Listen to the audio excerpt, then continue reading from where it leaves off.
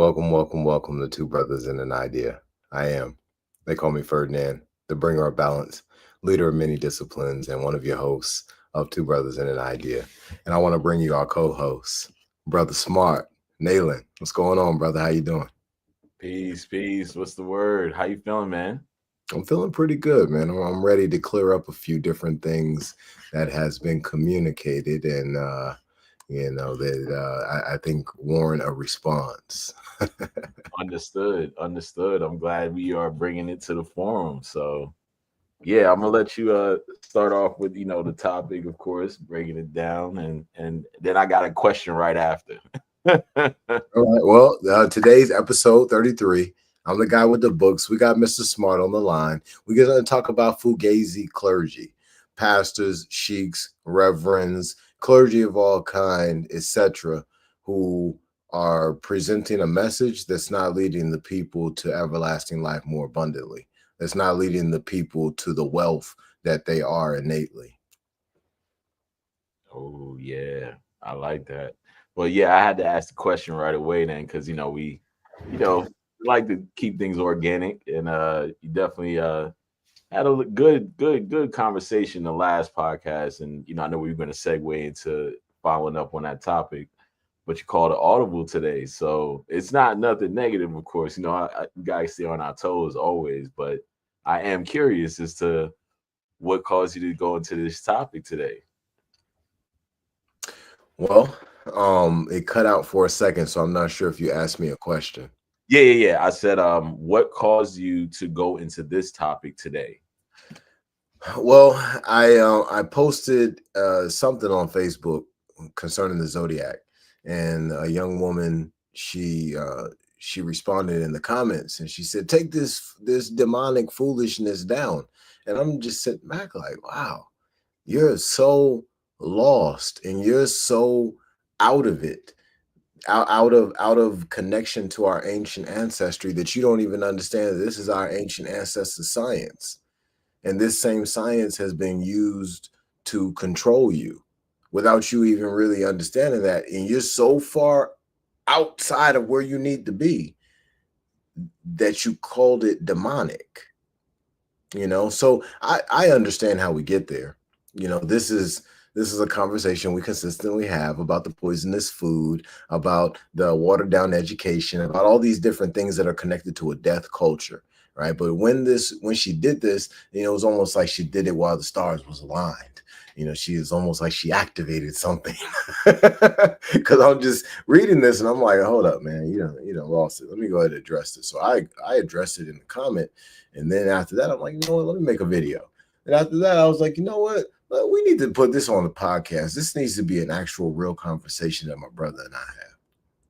Understood, understood. Yeah, I'm not even gonna dibble and dabble because I don't know her. I wasn't in the mix of the sauce, but that's very interesting to call something demonic, and that's something I noticed that a lot of people do when they don't understand certain things, or they like to spew words out to just easily categorize something that they're unfamiliar with, and that's Exactly. something. Yeah, I'm glad you are definitely addressing this so we can you know clean up that whole concept and that spewing of negativity towards something that's unfamiliar. We're gonna stop all. Absolutely. And I want to say this real quick to everybody out there. Listen, um, all pastors, sheiks, reverends, clergy of all type. Listen, I put the link to the virtual studio in the comments. Feel free to click the link and come on in here with us. Listen, we about to pull out the Bible. I got multiple versions of it set aside for everybody. All right, we about to hit multiple different time references of the Bible. We've got the Quran. We've got the Koran of the Moorish Science Temple of America as well. Listen, we got dictionaries. We about to really dive in to what should be happening, what is or isn't happening, and what the result will be because of these behaviors. Love it, love it. Yes, sir. Let's start this thing, and yeah, let's lead the way. Go ahead and start it with the first point, because All I right. like. Well, I would say the first point would be for us to take a look at what's happening in these churches, right? And not just churches, in the temples, in whatever building, whatever body of people, whatever they're being taught as far as ideology is concerned, they're utilizing spells, right? They're utilizing spelling, they're utilizing magic, right? European magic, right? Because even though the root of this language, English, comes from us, we didn't create this language, right? So we would need to look at the roots of words. We would need to get an understanding of these things, right? And once we start to really go down that path, we start having an understanding of European magic, right? So they basically took transcendental alchemy and brought it down to the philosopher's stone concept of lead to gold on the physical level, right? So they debased something pure that would have taken each person from spiritual lead to spiritual gold, and they took it down. Well, why is all this is important? Because we've got to understand the need for the European to have magic. They believed that the ancient alchemists were performing magic. So now what we have is a bunch of people who, to this day, 2,000, 3,000, 4,000 years later, they're still in love with magic. They're still putting that to work. Well, in today's world, the strongest of that European magic, we might call it legalese, right? A person's got to be able to understand how these words are put together. Now, if a person understands that, now they have a stronger understanding of the law of suggestion, right? What we experience in repetition, we become. All of these things are super necessary to be able to step into a space of leadership and teach ideology, in my opinion. And this is because of the need for demonstration to be aligned with whatever their knowledge level is. It's not just enough to be able to spit off some Bible verses off the dome or spit off some Quran ayats off the dome. No, you need to be walking the path of whatever it is you're talking. Now there's alignment for the people. Now they can start to have inspiration to what it is that you're doing, because you are not a block of wood pointing the way. You are the leader that is walking the way, and they can see it and they can emulate it, right? So these are the things that we're missing, and it's as a result of them not understanding the language, the etymology, the origin. If a person doesn't understand the origin of the religion that they're serving, well, they could be practicing anything and wouldn't truly know it, because all they're focused on is the little rise that they get every now and again when they say hallelujah. Well, the rise that they get every now and again when they say Islam, right? Well, what is that? That's just a little band-aid. You're not even getting what you're really supposed to get. Your full birthright. Your full birthright is available to you if you follow certain instructions. However, the leader's got to be able to properly interpret those instructions if they're going to lead a group of people. And that's where we're at in a problem right now. And I can tell you all the different ways if you're interested. Oh, I'm very interested, because you see it. You see, just to hit on little things, as we grow up in society and we see people that are trying to find church homes and, are able to, quote unquote, go to different churches and see the word from different things. It's like, what are you going for? When not saying that you shouldn't be able to do that or worship in different places, but to me, it's like having a rootedness in when you have faith, there's a rootedness somewhere, right? So yeah, I'm gonna let you flow with your point. Please break down those things, those examples, please, for the Sure. public. Take it in. Well, you got a lot of pastors out here, a lot of let's say when we talk about Christianity, pastors and reverends and ministers who are claiming that they have the Holy Ghost, right? Well, the Holy Ghost requires a couple of things. At minimum, it requires purity and it requires repentance, right? So one of the things that I often talk about is the definition of repent. In the newer dictionaries, is going to be sorrowful, to be sad for what you've done, right? And you probably shouldn't do it again, right? This is repenting. But then if you go to the older dictionaries, the etymological dictionaries, it's going to tell you that repenting or repent is to be sorrowful, but also to turn from your ways, right? So if you turn it from your ways and you have been a false leader.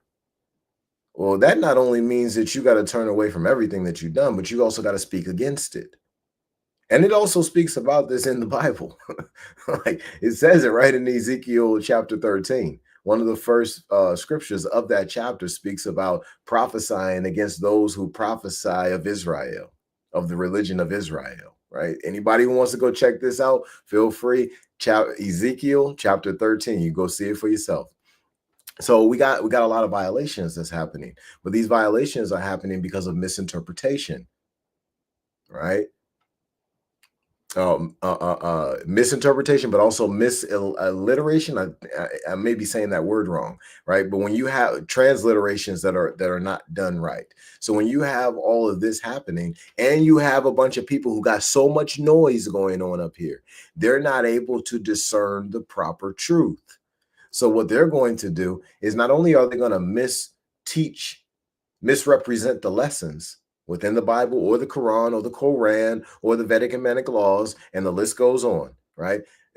They're going to also have a demonstration that's off somehow, right? So that demonstration is going to be off in a number of different ways because they're not properly utilizing the lessons to have everlasting life more abundantly. Well, what does everlasting life more abundantly look like? It looks like someone who's free. It looks like someone who's happy. It looks like someone who is doing what they're supposed to do, so it gives them everlasting life. Well, if they are exhibiting signs of a death culture, they probably aren't achieving everlasting life more abundantly. And that means that for their specific doctrine alone, they're not following the directions. I'm not even saying they're not following Muhammad's directions or they're not following Buddha's directions. No, just for whoever it is, whatever religion that they're in, they're not following those directions. Well, that's the 6 keys of life. That's nutrition, water, exercise, sunlight, sleep, and goals, right? This is just the 6 keys of life to get life back in a person. Now, if a person really wants to take themselves to the next level, you want to become light as a feather. You want to be able to spread them wings and fly. Well, you would have to focus on dealing with your perspective of a belief of self within the realms of your regressed trauma. And as you free yourself of those bonds, now what you've done is you put yourself in a position where you can soar. Now, let's go back to the Holy Ghost for a second, right? Because we were just lightly touching on that. You got a lot of people who claiming they got the Holy Ghost. It takes purity, it takes repentance. But it also says in the Bible, in certain versions of it, that to get the Holy Ghost, you would need to let go of your burdens, right? So we're talking about spirituality here. What's the language of spirituality, Nalan? Not sure. I don't even want to guess wrong. The language of spirituality is symbolism. Ah, bang. So if a person's letting go of their burdens could be likened to symbols, right? Well, where are these symbols at? They're in the mind. If a person's going to have everlasting life more abundantly, they're going to be free here. So how do you become free? You have to ingest the truth in a pure vessel. 6 keys of life. Add that 7th one for purity. And in that space, now a person has the capability of the Holy Ghost. Their thoughts still need to be properly purified and going after things like love, compassion, authenticity, justice, truth, compassion, and whatever other ones I'm missing, maturity, accountability, humility, sacrifice, right? All of these different virtues, their mind would need to be focused on them while they're in a space of purity within those 6 keys of life, while they're dealing with their perspective of belief of self within regressed trauma. And this allows them to free themselves of those bonds that are going on inside. See, those bonds that are going on inside, it's when lies come in. Lies come in through this way, through this way, through this way, through this way, through the secretions of the skin, right? So this is how lies come in. This is how false information comes in. And once that happens and we accept it, it creates a prism type of effect, right? Well, it doesn't create a prison just yet. It's got to get some walls. It's got to get some strength. You got to keep exposing yourself to it. But the longer you expose yourself to it, eventually it creates a whole bunch of walls on all 4 sides that could be likened to a prism. but it ultimately becomes a prison for the mind, right? This becomes a cell for the mind to stay in at certain points of that person's life when they've dealt with some type of trauma, and they never allowed themselves to grow out of it. They never allow themselves to understand that they shouldn't be shaping their belief of self based upon what they dealt with during this trauma. So that holds them back. If a person's following the directions of the Bible, the Quran, the Holy Koran, the Vedic and Manic laws, the teachings of Buddha, and the list goes on, they free themselves of any of those bonds. And it's not necessarily that hard. Even though it's hard, it becomes easy for them because they're walking the path of purity effectively. Now, let's say that a person is doing all those things, and then they abstain from sex, let's say for 30 to 90 days, somewhere around that time. More than likely, this person is going to experience a Kundalini rise. I wanted to bring us back to the Holy Ghost for a reason. See, in all things, there's correspondence. All things are connected by cords. So different groups of people call different things different names. Now, this is what my interpretation is. That the Kundalini, which is that special serum within each of us, well, it rises through that vagus nerve or vagus vein all the way to the brain. Well, if it's not being utilized for other purposes. Well, anyway, I'm thinking that those two are one and the same. Well, that happens during the process of purity. Now, understand, let's go back to this Holy Ghost and how we achieve this. If we're letting go of burdens, that means we're letting go of symbols that have a stronghold on the mind. Listen, I'm going to say this again to everybody out there who's listening. I'm not even saying this for Nalan. This is for everybody else, right? The burdens are symbols that have a stronghold on the mind. All of them would have to be let go of. They have to free their bounds on the mind. Wouldn't matter which one that it is. Wouldn't matter if it was Pepsi, Coca-Cola, or if it was a crucifix, or if it was a sun and a moon, or if it was Tommy Hilfiger, or if it was chapstick. Don't make a difference. The mind has to be free to achieve this Holy Ghost that we're talking about. It says it right in the Bible. You got to free yourself of the burdens. Burdens are symbols. So this right here helps us to see, without using analytics or anything like that, that the vast majority of Christians alone, and I'm gonna get to those who practice Islam. The vast majority of Christians alone have never touched the Holy Ghost. They've never sniffed it. They don't even know what it feels like to have the Holy Ghost because of what it requires to achieve it. See, it requires you to let go of everything. See, Ferdinand's not just telling you what he read in the Bible. No, I'm telling you what I've walked my own path. I let go of music. I let go of entertainment. I let go of foods that was cooked at other places. And I let go of a lot of food that was cooked right here in my home. I let go of drinking things that it wasn't water. I let go of a lot of things simultaneously. I created an alignment. Well, that alignment led me directly to things that I had learned about in the Bible, but I had never properly practiced them. And I didn't realize what it would truly give me, even though I read about them. Well, in application, you get to see for yourself. Not only do you have this enlightening moment and you just explode with the awareness of knowledge, of whatever knowledge that you choose to have. Well, what is that? That's your father's many mansions, all the doors flying open, boop, all at the same time, right? Well, this happens along the path of purity. How often are you hearing this in your local church? Not too many. Let's keep it a buck. You know, there are certain things that are touched upon in these churches, but there are certain things that aren't touched upon. That concept is something I think they address, but they address it in the earlier phases of a person's life in the church. And what I mean by that is like the Sunday school kids, you know, the youth group. Yeah, be celibate, be pure, don't be doing this. But it's like you have the influences around them or that are constantly combating all this because of what they're surrounded by.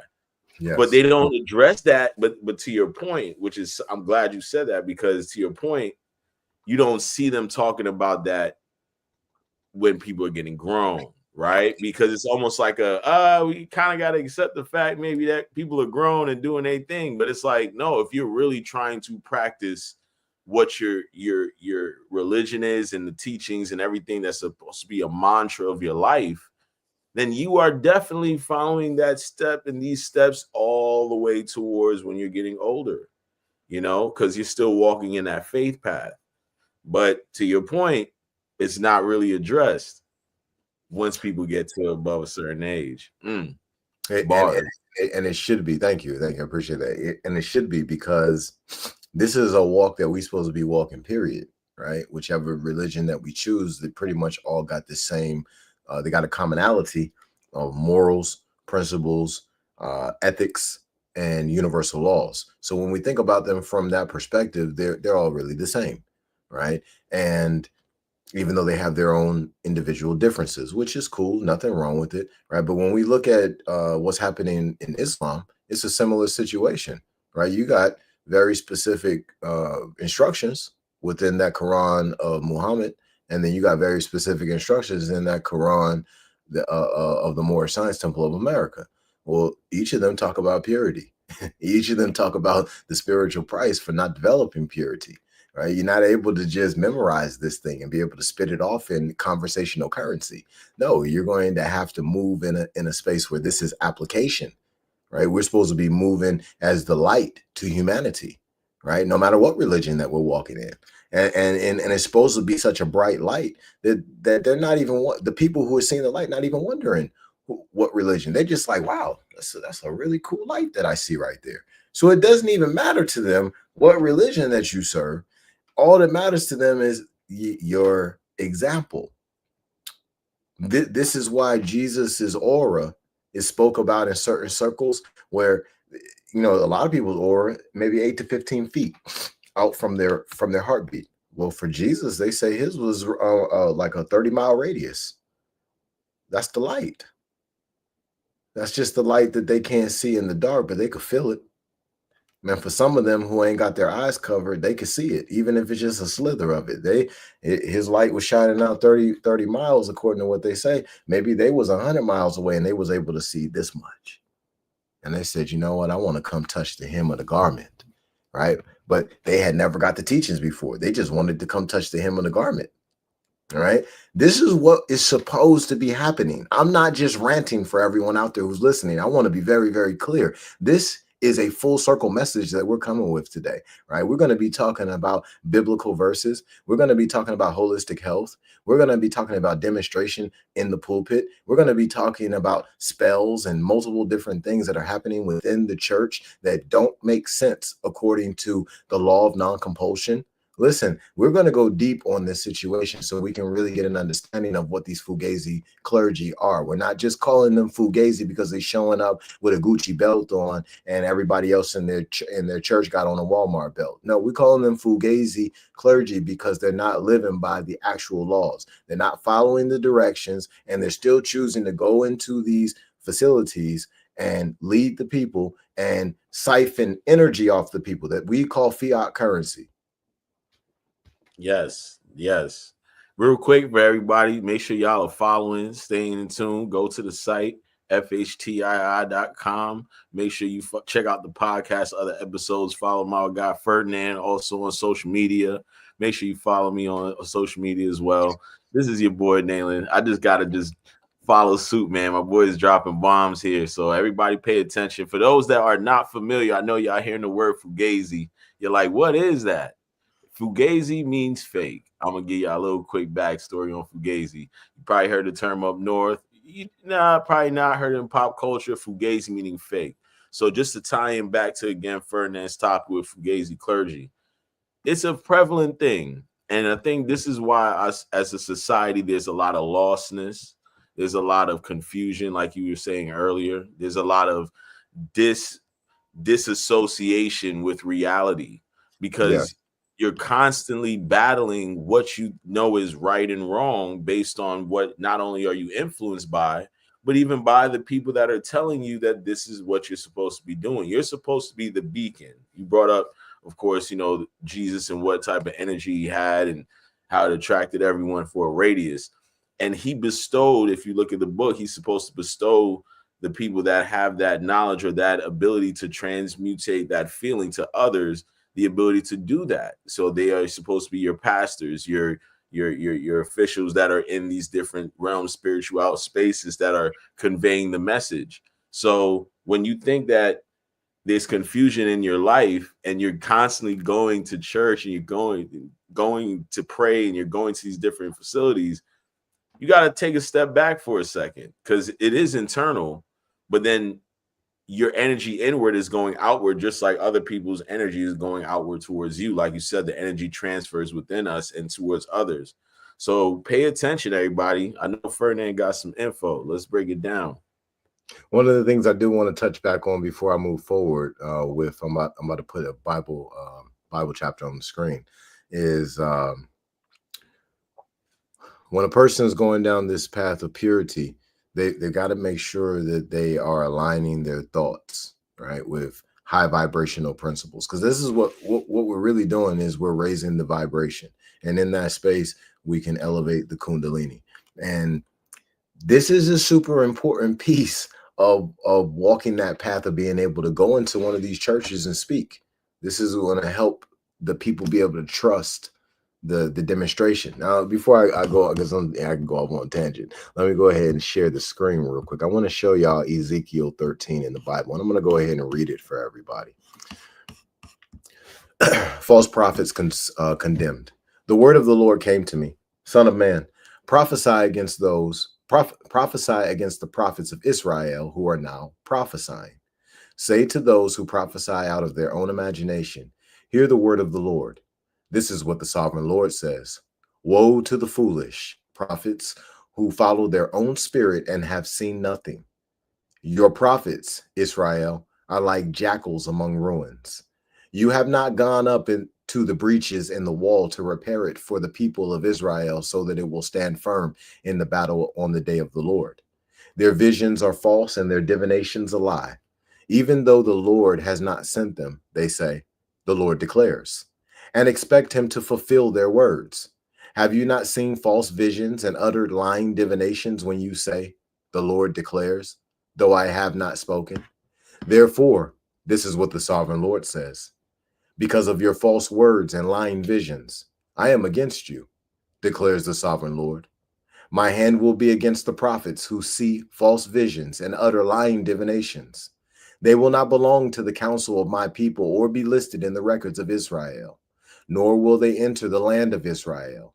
Then you will know that I am the sovereign Lord. Because they lead my people astray, saying peace when there is no peace.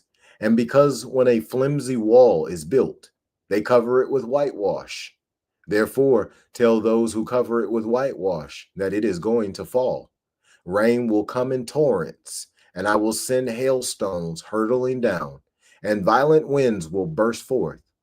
When the wall collapses, will people not ask you, where is the whitewash you covered it with? Therefore, this is what the sovereign Lord says. In my wrath, I will unleash a violent wind, and in my anger, hailstones and torrents of rain will fall with destructive fury. I will tear down the wall you have covered with whitewash and will level it to the ground so that its foundation will be laid bare. When it falls, you will be destroyed in it, and you will know that I am the Lord. So I will pour out my wrath against the wall and against those who covered it with whitewash. I will say to you, the wall is gone, and so are those who whitewashed it. Those prophets of Israel who prophesied to Jerusalem and saw visions of peace for her when there was no peace, declares the sovereign Lord. Now, son of man, set your face against the daughters of your people who prophesy out of their own imagination. Prophesy against them and say, this is what the sovereign Lord says. Woe to the women who sew magic charms on all their wrists and make veils of various lengths for their heads in order to ensnare people. Will you ensnare the lives of my people but preserve your own? You have profaned me among my people for a few handfuls of barley and scraps of bread. By lying to my people, who listen to lies. You have killed those who should not have died and have spared those who should not live. Therefore, this is what the sovereign Lord says. I am against your magic charms with which you ensnare people like birds, and I will tear them from your arms. I will set free the people that you ensnare like birds. I will tear off your veils and save my people from your hands, and they will no longer fall prey to your power. Then you will know that I am the Lord. Because you disheartened the righteous with your lies, when I had brought them no grief, and because you encouraged the wicked not to turn from their evil ways, and so save their lives. Therefore, you will no longer see false visions or practice divination. I will save my people from your hands, and then you will know that I am the Lord. You know, this is a powerful, powerful chapter, bro. The reason why I wanted to bring this chapter up for everyone is because we need to understand what the price is for this. The price for this is death.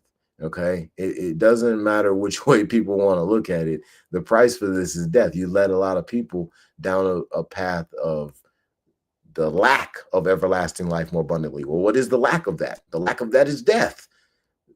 Somehow, whether it's a slow death or a fast one. Now, let's look at the symbolism, because we were just talking a little while ago about the language of spirituality. The language of spirituality, for everyone out there listening, is symbolism. So we got a couple of symbols in here we need to pay attention to. It says that the sovereign Lord is talking, right? Well, if we translate that utilizing symbolism, well, who's the Lord, right? Well, it says in the dictionary that the Lord is someone who is the like the ruler of the land, or the head of the land, right? The person who is in control of the land. But when we look at it from a perspective of symbolism, now we're talking about the zodiac. We're talking about planetary now. Well, the Lord in the zodiac is Saturn. Saturn is symbolic of justice. Saturn is symbolic of time. Saturn is symbolic of death, right? Now think about that. It says that the sovereign Lord is about to take out quite a few people who got some whitewash on the walls, and they're prophesying the religion of Israel. That's what this chapter says, that the sovereign Lord is going to take them out.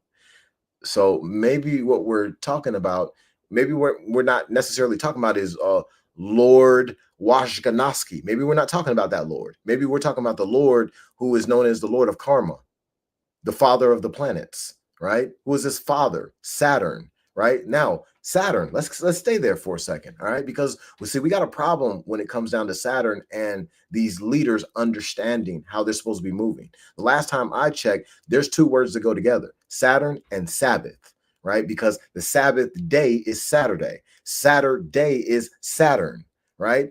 Listen, I'm telling y'all right now, tell one of these preachers to click the link. Tell one of these sheiks to click the link. I haven't even pulled out the books yet. Okay, we pulled out a website, Ezekiel 13. I don't even need any other books. Let's keep going. All right. Now, when we look at this symbolism, let's go back for a second to a couple of these verses, because I want everybody out here to get a full understanding of what we're dealing with and what we're looking at right now. Okay, because we're dealing with a lot of people who are following people who don't know what they're doing. Now, there's some other symbolism in here that I want to touch. Let's go over here to the sovereign Lord says that he's going to put out some heavy winds and some rains, some hailstones. All right. Now, rain and hailstones would be symbolically connected to water. So water is symbolic of emotions, inner self, right? Intuition, right? So we're about to have a whole bunch, or not but let's say that these individuals who didn't follow the law, they're about to have a whole bunch of an emotional storm. These emotions are going to hit them really hard. Well, what happens to a person who has emotions hit them really hard when they're 50, 60, 70 years old and their health's not good? All of this just, death, damn near, sickness to the point where they can't recover, all types of stuff. Exactly. Now, when we talk about wind, there's going to be some violent winds. It says right here, rain will come in torrents, and I will send hailstones hurtling down, and violent winds will burst forth. Well, what are winds? Winds is air. Air in symbolism is how we think. Air in symbolism is spirit. Air in symbolism is high level intellect, it's air waves, it's the ether, it's channeling, it's all of those things connected, it's telepathy, right? This is air. So when we talk about, it says right here, let's go back to it. And I will send hailstones hurtling forth, and violent winds will burst forth. Well, these violent winds, what is that? The violent winds that I could think of is called the truth. So if the truth is being revealed and you built the foundation on lies, oh man, you about to have a hard fall. Who knows how the people who you've been teaching are going to treat you after they find out that what they've been learning is lies, and they've been paying tithes, they've been giving offering, they've been making sure that they got some money for the building fund, they've been making sure that they show up on the extra days to cut the grass, or to to fold up something, or to clean the church, or to do whatever for the temple, right? Listen, y'all, we going in tonight, okay? We're going to really, really touch this, okay? Because people need to understand the proper interpretation of these religious doctrines is full. It needs to be full circle. If it's going to be full circle, then we've got to include nutrition. We've got to include socioeconomics. We've got to include politics. We've got to include academics. We've got to include spells. We've got to include etymology. We've got to include all the pieces to make a full circle, to get a full understanding of what's going on. And one of the biggest pieces of that pie is symbolism. I agree. And, you know, that's something that is, when you break down symbolism and the power of it and the understanding of it, this is also why they use the text and the verbiage to, you know, be something that they can translate to the masses or to people that are followers. And then they will say, all right, this is what that means, you know? So to everyone tuning in, we're not trying to quote unquote discredit what anybody is saying, but we're just saying, pay attention.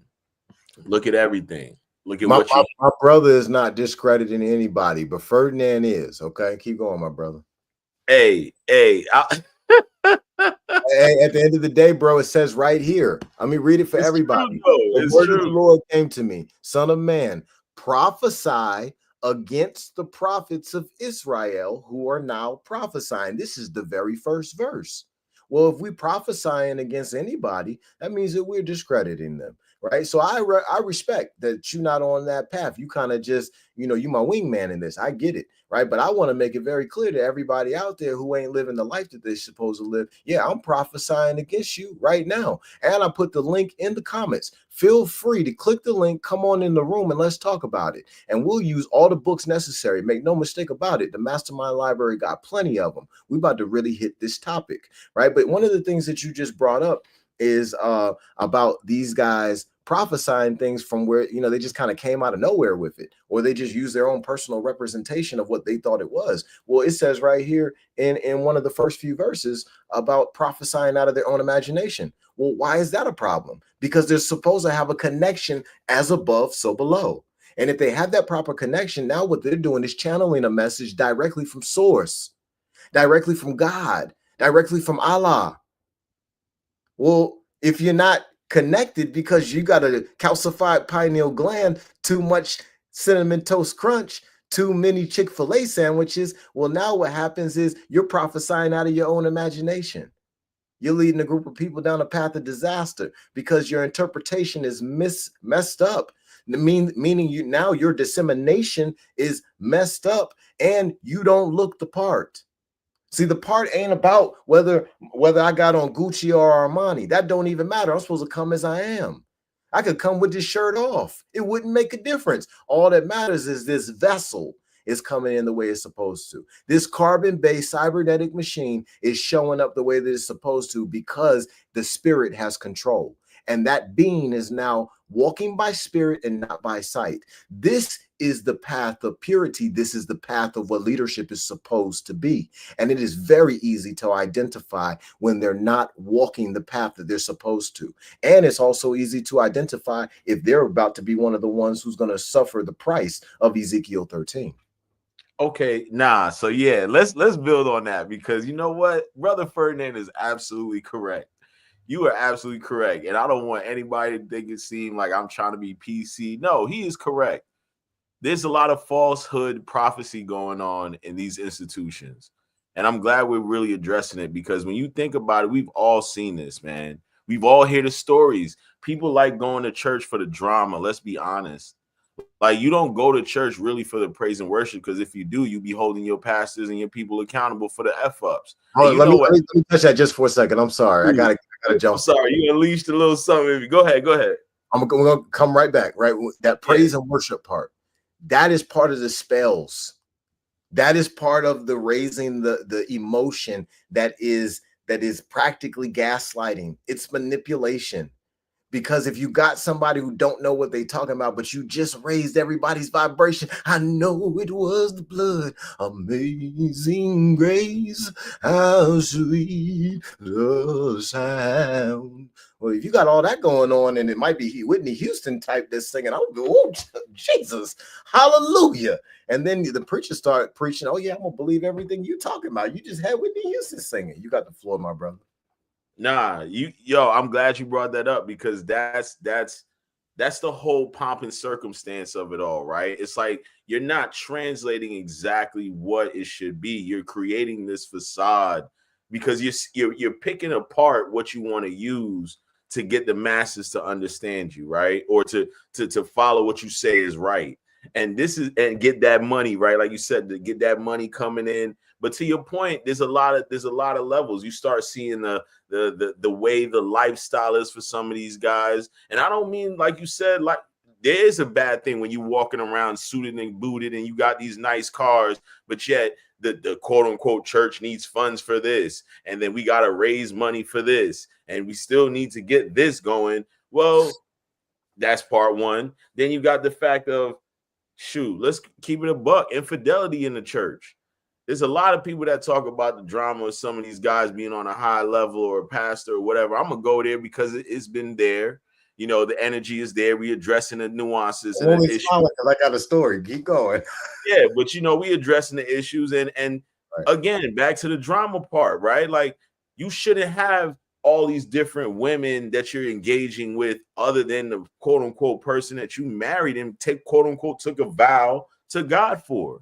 So what you're doing out here with all these different situations, all these women are out here, you know, trying to clamor to the words of most of the time it's a predominantly male in the field, right? That masculine energy they're looking for. Then the balance of the femininity, they don't have that balance of understanding where the role is. So then now you have a clamoring, or I guess you could say a constant drive of trying to figure out what your place is. And you're trying to constantly be in the place of next to this position, when no, you don't need to be worried about any position. You need to be worried about what's being taught and what's being learned. Like you said, all that right now. Les, exactly. So, I mean, it's like, ooh, when you really, to your point, yeah, I want somebody to come in here. I think great discussion. Appreciate you, Willie Williams. We appreciate the shout out. Great discussion. Appreciate you. Please don't be afraid to drop some info. Let some people know what's going on. We just keeping it a buck here.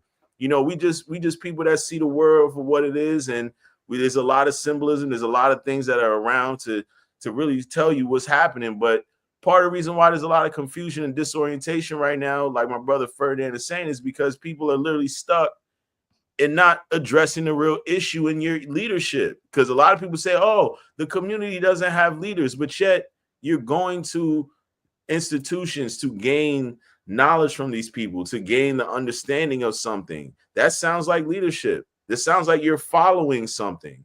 So as a follower, you should be able to say, yo, leader, sensei, teacher, that's inappropriate. That's not right. And then that person, like you said way earlier, should be able to understand the teachings that they're trying to truly live by, and bestow that, you know what? You're absolutely right. I need to apologize, make amends. However you do that with your creator is on you. But you got to still be able to take that inner accountability first. And these guys hop and skip and dance and will do everything around the bush to not accept that when they're wrong. They try to make it seem like what they've been doing is correct. You can't address them. I'm above reproach. That's called a trauma reaction, right? So a bunch of what you described are all trauma reactions. So like trauma resistance, trauma bonds, trauma disassociation or trauma avoidance. And all of that is as a result of them not walking the path of purity. They see, most of these guys don't realize if they're in the space of someone who understands, right? Who really knows, right? So when you're in the space of someone who truly knows, now what they can do is they can take the spiritual lessons that they get from these different doctrines and they can translate them on the planes of things made manifest. They can translate them to the physical level. So now I can explain the covering of the eyes, the ears, and the heart. Well, what is that? What is it covered from? What can't get through? Truth. So if the truth is not able to get through to the pastor because of whatever the reason, that something's going on with that pastor internally, or whoever the leader is. It doesn't even have to be a pastor. It could be a sheik, could be any druid, a number of others, any clergy out there. I'm speaking to all of y'all, every single one of y'all. I'm speaking to all of y'all globally, right? Some of y'all are living the life that you're supposed to live, but y'all are like 2% of all clergy. The vast majority of y'all got hoes. A bunch of y'all eating Chick-fil-A on a regular basis. A bunch of y'all, some of y'all are sniffing coke. Some of y'all is just doing your family members dirty, or a bunch of y'all is just saying, you know what, forget about living a healthy life. I'm just going to live however I want to live, and I'm gonna show up and I'm gonna give my measure. Facts. And I'm gonna give you a perfect example of what you're seeing right now. And people don't want to talk about it as much because we don't control the narrative of information. Let's address it. The Catholic Church, all these priests having these type of quote unquote dynamics, relationships with these altar boys, and we wondering why the fabric of all these politicians that are quote unquote Catholic, or these people that are making connections with that Catholic Church and whatnot, is so all off. They all part of this. Like, y'all know what's going on. Y'all part of the system of what's going on, but you're part of the cover up. And as a public, as a society, think about when the old Pope died, and then they had a new Pope take over, and people are like, word, like he's people trying to emphasize what he's saying, and he's talking about being a little bit more progressive. This is different than other popes, and yeah, but your institution, bro, all your ambassadors that are across the world, like you said, there's a vast majority because they had a system. Let's go there. They had a system of covering it up, meaning if you call that hotline saying you want to report something of what happened to you, it was handled in-house. It wasn't like, oh, we're going to go to HR and we're going to get you a lawyer and we're going to get this pastor a lawyer and we're going to do it. Nah, we're going to send a representative there.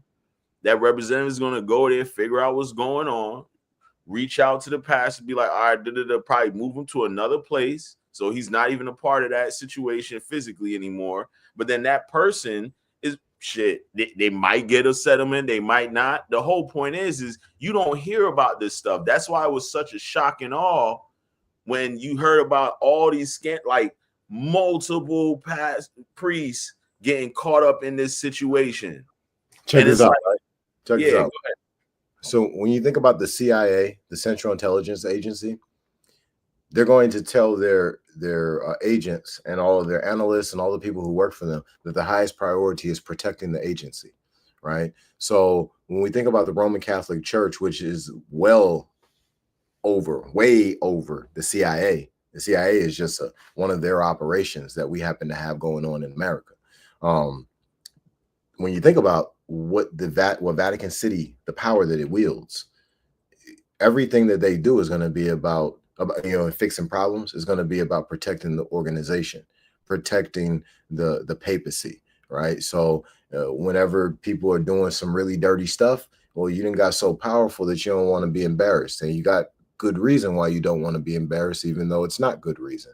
And that's kind of what we're dealing with here. So when we look at the leadership issue within the Roman Catholic Church, yes, we have a whole bunch of people who are not supposed to be in those positions. Right now, we got somebody wearing a fish hat, right? Y'all should research that fish hat that person wears, so y'all could get an understanding of who the vicar of Christ is on earth, right? We're going to listen. We about to break this down, okay? I want y'all to really understand where these individuals come from. You guys are thinking that the Romans, they fell. In 1453, not realizing that the Roman Empire extended its reign through the papacy. It's still in existence. It's still moving forward. Then you got Khazarians over in Israel. Listen,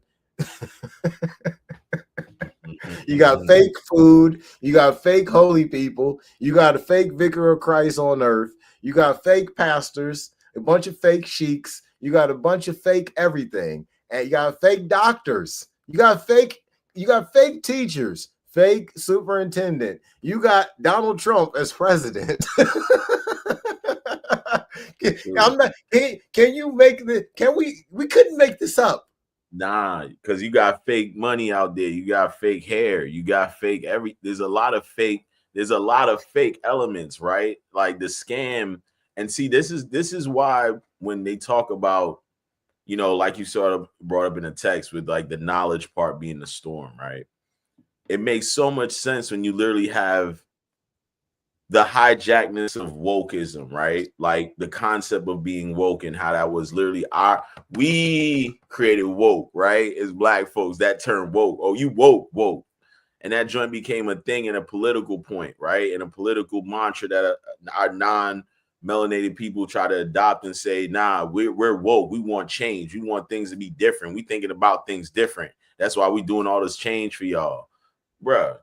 When you really start breaking it all down, man, it makes so much sense why so much chaos is really happening right now in so many people's lives, because everything around you, the construct of being, is fake.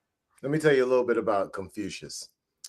So Confucius is one of the only leaders that I've ever read about in the history of mankind who ruled a province that had no crime.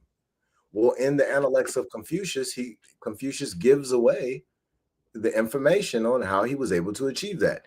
He says that he raised up the good, and I forgot how he handled the people who did bad or whatever, right? But as a result of raising up the good, what we saw was a bunch of people who wanted to be good, who wanted to do what they were supposed to do, who wanted to live by the laws, principles, morals, and ethics of that group of people.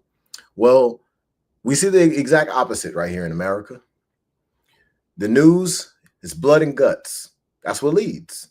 And then if you get something good, it's usually in the last 3-4 minutes of the news, right? But the bulk of the news is about people getting kidnapped, people getting killed, terrorists, schools getting shot up, all this different types of. This is the news, right? Well, a lot of the preachers, their message is very similar, right? It's about the fear. Right? They're pushing fear, guilt, and doubt, disbelief. And it's keeping a group of people in a position where they're not able to grow into who they are.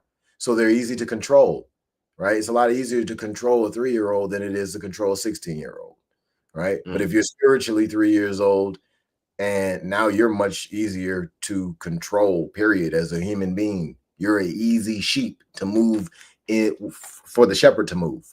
Right. Well, they're keeping as many people like that as they can. Now let's go back for a second, because I don't want anybody to think I'm going off on no tangents. I want y'all to really realize where I'm going here. With this happening the way I just explained, who is supposed to be the people that help lead the people out of this? The messengers of God. Who are those? Sheiks, temple leaders, pastors, reverends, archbishops. They're the ones that's supposed to lead the people through their demonstration to everlasting life more abundantly. Now, make no mistake about it, they're not able to just put them on their back and now we're going to everlasting life more abundantly. No, each person got to do the job themselves. But if they see someone doing it, now that changes everything. See, one of the things that I was talking to everybody about is laws, principles, morals, and ethics. So listen, we're going to go into those. We got the law of suggestion. What you experience in repetition, you become. Well, if a leader understands this law, now you understand how your demonstration needs to be in front of the people, because it's going to be in repetition. Now, we also have the law of non-compulsion, right? So that means that we're not really telling people, hey, you got to do this, you got to do that. No, what I'm doing is I'm doing it. And because you see my light shining, now you want to come to the light. You want to be able to illuminate yourself. Well, hey, here's what I did to illuminate myself since you asked. right? But maybe you didn't ask. If you didn't ask, I'm just shining until you ready, you ask. Well, this is what each of the clergy are supposed to be embodying, right? These are just a couple of the laws. We got the law of reciprocity. We got the law of sacrifice. We got multiple other laws, right? But then we also have principles. And Nalan and I, we've been touching on a book lately called The Kabbalion that gives us 7 of those principles: mentalism, vibration, correspondence, cause and effect, rhythm, gender, and polarity. Listen, these principles are super important. This helps us to be able to identify what is truth. To properly understand truth, we need to be able to see with spiritual eyes.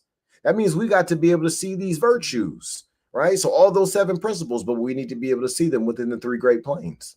We also need to understand that we're supposed to be walking this path of the 7 subplanes of each great plane simultaneously. This is what the clergy are supposed to be doing actively throughout their whole life. And then it activates a certain thing within them that they can pull out of them called ejuko, to draw out from within. And now their existential behavior is of the same as the truth, which makes you free.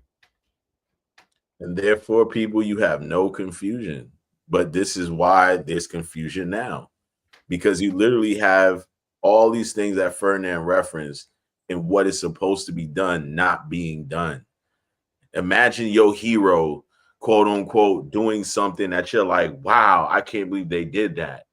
We see that on levels with celebrityism. But to your point, when it comes to the religious side of things, it's always been the hush over. It's always been the quiet thing. It's always been, for a lot of these people, an acceptance level of like, oh, well, he did something wrong. Well, or I'm gonna look the other way, or all this activeness of confusion is deep rooted in your subconscious because you see it's wrong. Like you said, you seek in truth throughout your whole journey spiritually. And this is supposed to be an ambassador of truth for you, this person that's in position. And your truth that you're getting is not in correspondence with how you're seeing this representation to be. This is what we're breaking down, people. You see it all the time on a lot of different levels. Even if you're not even into the church, just something to touch on real quick. Even if you're not even into the church and you go to church and you focus on, more on the universe and spirituality, or you go look into deities, or you might have someone who's like let's just simplify the concept. Somebody that's an elder, someone even a hotep type person that's out here saying these are the things that you need to do. And when you praise into Oshun and all these different people, but this person has children and they don't revere their children. They don't take care of their children. This person is sleeping with multiple different women in the community. And you're like, yo, I thought he was, oh yeah, he helping you meditate, but he helping all these people do the same little meditation, a little Reiki, whatever you want to call it. Yeah, I have to go there because I got to approach, just to segue, just to give everybody an example. These guys really carry it like they're on this crazy spiritual journey. And they're going to help you unlock your spirituality journey and get connected to the nature and everything. And then all these things is true of what should be done right. But part of why you ladies are saying, wow, this is weird, or it's something kind of off, or I notice I'm trying to meditate. You're doing all these things that you're doing, and you have no balance. There's no achievement level being reached. Sometimes you got to look at your teacher, that person that's supposed to be showing you what's right, and be like, hold on. That's why you get to know the pastor's family, right? That's why you know there's a first lady. That's why you know the presence of this person's family is exuding into the community that they're around. So it's not a shadiness to that leader of what type of relationship dynamic they have. They married, they might not be married, whatever the case may be, but it's not no questionable thing of, it shouldn't be a questionable thing of, oh, the pastor got a wife here, that's the first lady of the church, but they sleeping there. Like, nah, you're not even honoring the person that you're supposed to be with. I'm just giving this example because I know you're breaking down some bullet points and breaking down the translation of it in the text, which is important. But I think part of the reason why you said what you said of a lot of people having this control and this control based on falsality, right? of that false doctrination of what they should be teaching is because people are not really seeking the truth to truly understand based on the 7 principles you mentioned. You know what I mean? Like when you start really understanding these principles, bro, like you start paying attention and you start questioning and you start seeking truth and you start realizing, yo, this control mechanism, like you said one was something that they present was a repetition. The law of suggestion. Law of suggestion, excuse me. Thank you. Law of suggestion, which for that is a form, can translate to people repeating stuff. Think about why that pastor is saying the same quote or that same key word, or like you said, touch on that same subject of fear and what's gonna happen, and you ain't living right if you're not doing this. This is what it is, as opposed to sharing the graciousness, the goodness of what it is. Like, not saying that there's no good and it's only bad, but y'all focus on the bad so much and the key points so much negatively because that's what people want to go for, right? I go to church, I praise, I feel good when I leave. I go back into the same situation that I've been in literally a month ago. Your lifestyle is the same way. Thank you. And you're not even like, oh, it's not even awakening because you're like, this is the passivism that's presented. Think about man. Oh, man, you going in. I don't want it to detract. I mean, I'm going to let you rock. I'm going to let you rock. One of the ways that anybody out there who wants to identify a pastor or a reverend, a minister, who don't know what they're talking about, ask them what the origin of Christianity is. If they can't tell you anything, if they don't even know what the Council of Nicaea is, if they can't tell you nothing about Josephus, if they can't tell you anything about the Romans or the Roman Catholic Church, that's a person you shouldn't be listening to. Okay, I want to be very clear about that to everyone out there. Anyone who's teaching a religion should know the origin of that religion. And they don't got to know every single fine detail, but they should know the basic story, right? And with Christianity, yes, the knowledge comes from our people, but we're not the ones who published the Bible. We're not the ones who put out a religion called Christianity. This is Europeans who stole our material and put the information out for us and then changed it over and over and over and over and over and over and over again so that there would be a problem with that ain't me. Yeah, that's me. Let me figure out what this is and I'll be right back. Facts, no doubt. For everybody tuning in, man, pay attention, yo. Like, we trying to just drop some knowledge on y'all. Ferdinand is about to take care of that. But look, this is what we on. Like, there's fakeness around. There's a lot of yeah, my man. I was filling in the gap for a little bit, but yeah, back to my man. Take over. All right. So the origins matter, right? Because we need to understand who we are. See, this is a big piece of it. We got to know thyself. This is so important. If a person is going to be a clergy in any religion, we're talking about the representation of ideology to a group of people. That is going to hit the core of their being, right? This is going to help them to shape their principles, morals, ethics, and their laws that they follow, to give themselves salvation, to give themselves the ability to rise in their vibration to achieve greater things. That person who teaches that needs to know the origin. They need to understand the actual truth behind whatever it is that they are teaching to the people so they can know if they're in line with source, or they're in line with God, they're in line with Allah, they're in line with whatever they call God, right? So this is an important piece. Make sure your pastors understand the origin of the religion. Make sure that they understand the way that the people in the Bible, if they're a pastor or a reverend or a minister, make sure they understand how people told time during those days. See, if that person doesn't understand how they told time during those days, they're going to have a hard time understanding the references in the Bible. See, there's a bunch of references in the Bible that are directly aligned with the zodiac. Some of them go as far to say the sun and the moon and the stars, right? Well, there's other symbolism in this book that it's not so easy to see. You would have to understand things like the messenger. You'd have to understand things like expansion. You'd have to understand things like justice, understand things like karma, father of planets. You have to understand things like ego on the spiritual level, understand things like intuition on the spiritual level, right? So when we have this understanding, now we can properly interpret. But what we see is many of these leaders who are not able to do this, right? And I want to be very, very clear again and again tonight. I'm hammering this home. Make sure your pastors know the origin of the religion that they are teaching you, or don't even go to that church. Now, it's not about don't put the dollar in the offering or your tenth in the tithe.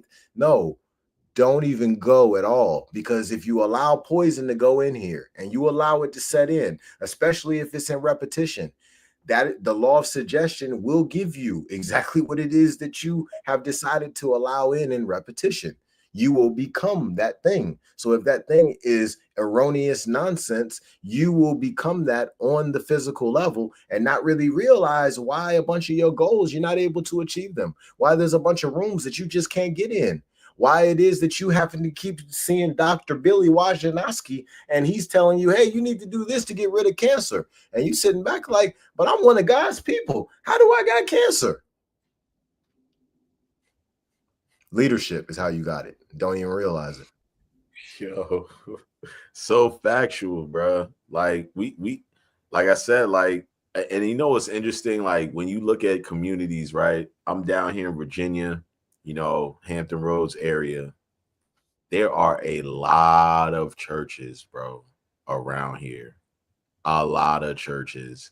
I mean, you can drive on Todd at a mile radius, bro. I would say there's probably within, if you have one church, bro, within a 10-mile radius, no, bump that, 5-mile radius, you'll probably find another 20 churches easily. That's because the people are teaching fantasy. That's the reason why a lot of these churches are in the same shopping center with strip clubs or nightclubs. They're both selling fantasy. I'm so glad you said that, because the next thing I was going to say, other than the proximity, which makes me think of fast food places. That's crazy, the correlation. But yeah, fast food places, to your point, the locations. It's like the shopping centers around the corner from, you know, this little area we could buy some stuff, you know, down the street, like all in proximity. You can literally go to church, get the word, and then go to get some nasty food right after with your family and feel quote unquote good about everything. And then we get into this role of starting the week, starting the work week, and you already at a lower vibration because you already, you're not even getting the real substance, right? Let's dive in. Go ahead. Let's dive in, right? Go ahead. How our people get Christianity is because more than likely one day, many years ago, one of the brothers was outside working in the field, and the master said, hey, come inside the house, come check this out. And then he come inside the house, do whatever he's supposed to do. But then he notices, I got my boy Tim Pop over here, I'm about to pull him on the stage in a second. Okay. But he notices that there's this book sitting on the table, right? So he stops for a second and he looks at the book. Normally master come on, what you doing? Get back to work, you losing me money. No, but this time master didn't slap him on the back of the head. This time master said, you know what? Look at how he reacted to that one right there. Yeah, I think this would be a good one for them to learn. So he not only like give him some love for looking at it, he give him some scraps, right? So this story right here come from my homie Ron, right? I got to give him some love on a shout out Ron.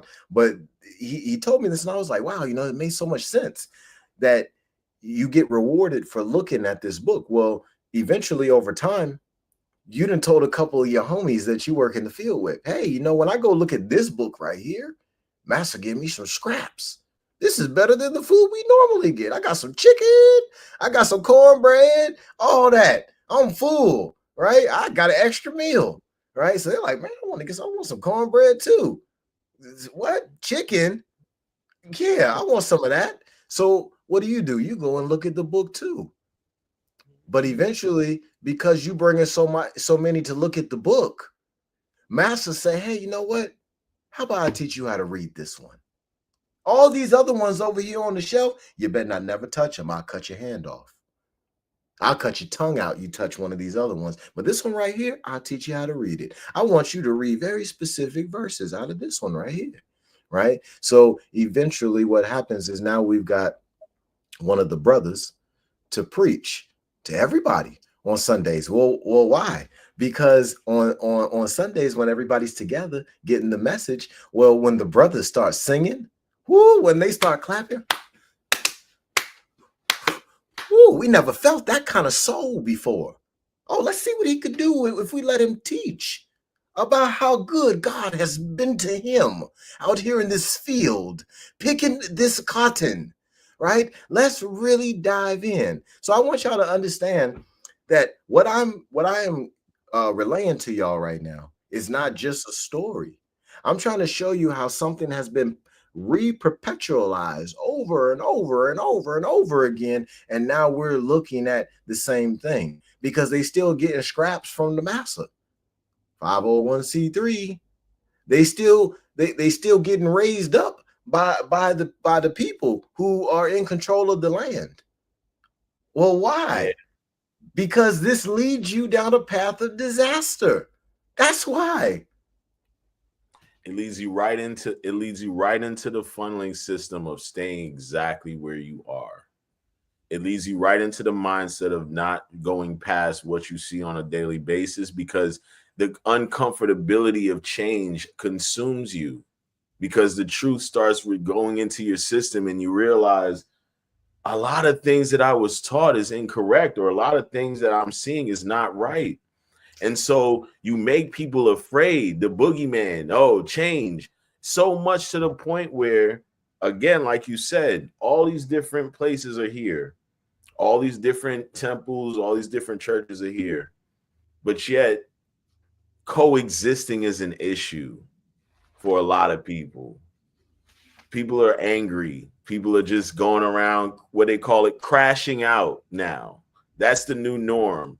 We want you to crash out so much that all the things that you're doing that you think are quote unquote helping you get away from crashing out is literally keeping you in the perpetual cycle of crashing out. You think it's just your vices. You think it's just your alcohol. You think it's just the things that you're smoking. No.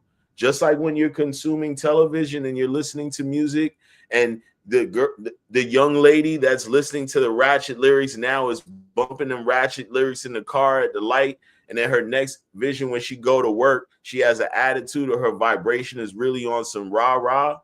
Part of that is exactly why they want you going to these type of institutions, to get the word. And then the word is telling you to adopt this lifestyle that is contradictory to what you're doing right now. The lifestyle that you're really supposed to have, you're not even trying to go pursue it. Remember, you just say, go ahead. I'm sorry. So one of the things that I want to bring us back full circle to is why this conversation even happened in the first place. We had the female who says, "Hey, this is witchcraft. This is demonic," and clearly she was taught that, right? Well, when we go back to witchcraft and let's say demonology, well, we know that demonology was written by King James. Same one who gives most people their Bibles, the same Bible that we just read from, Ezekiel 13.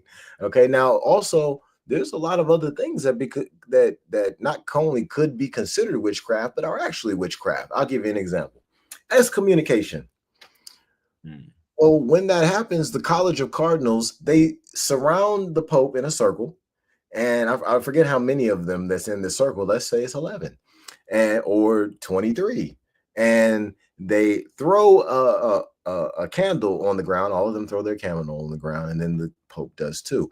And this is part of this ceremony for excommunication. I would liken this to witchcraft. Now let's talk about vampire witchcraft, where on the first Sunday for most churches, they drink somebody's blood and they eat their skin. Well, this is witchcraft. We ain't supposed to be eating nobody. We ain't supposed to be eating nobody, period. Not even Jesus, right? So there's a lot of things that's going on in these institutions that really don't make sense. But then it kind of goes back to idolatry. So I'm glad we're really going in the circle right now. I want to be very clear with all of y'all about idolatry and what the price is for that. The price for idolatry is death. And this is in multiple different religious doctrines that the price for it is death. This is part of the reason why with Islam, Allah doesn't have an image. If you want to see Allah, all you got to do is go look in the mirror in the bathroom, or you can just go stand outside. You can look around. You'll see Allah everywhere, right? Well, in Christianity, unfortunately, the people have been tricked to worship on a non-Sabbath day, because Sunday is the day of the sun. Saturday is the Sabbath day. But the Christians have been tricked into moving in complete witchcraft and thinking that everything that's not what they do isn't, right? Because what the religion of Christianity has really become, unfortunately, because of the misinterpretations and the improper dissemination, has been a monotheistic, fear paralyzing ideology on a group of people. Well, why would you do it on this group of people, the heaviest? Why would Christianity be so strong here? Because this is the strongest group of spiritual people. And if you keep them out of control here, well, they're still going to want to worship. They're still going to want to believe in something. They're still going to want to believe that something's giving them power. Well, if you can control that for them by giving them an image that looks like Cesare Borgia, then you're gonna have a bunch of problems, because they're worshiping a religion that's a collection of religions like Mithraism and Islam and so many others. Obviously, Judaism and so much others are within the teachings that these pastors are given, and they don't truly understand the teachings. They don't understand how to properly separate them and how to bring them all together in correspondence to have understanding. See, when these preachers are operating, they need to be moving in the 7 principles that we've talked about. See, that right there would give them the demonstration of truth: mentalism, correspondence, vibration, polarity, cause and effect, rhythm, and gender. I agree. Man, I love this conversation, man, because it's just naturally just people pay attention, man. We are thinkers. We are people that have been living a life to not just quote unquote follow, but to understand. But part of that understanding is going to be you shedding what you think you know is correct. What's up, Tim? And this is why we have this type of conversation. Yes, let's bring brother Tim in. How are you? Nice to meet you finally. Man, good to meet you too, brother.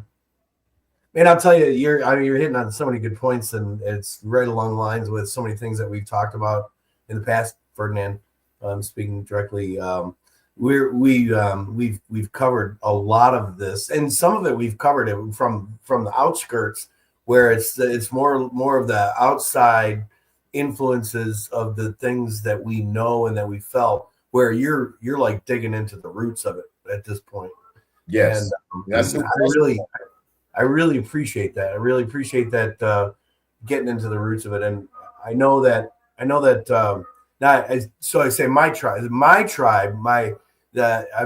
Germanic Lutherans, Germanic people came here, just as they came here, they immigrated, and they wanted to escape the bullshit that was happening in Germany. That's the primary people. And then there's, of course, the Swedes, the Vikings. I mean, we're talking about a couple of completely different groups. We came in here for different reasons, but when we came here, we brought what we had was the religion of the time, which existed, and it's when I was raised in it. I was raised in it in a righteous time, and when I say that, what I'm saying is, which was this?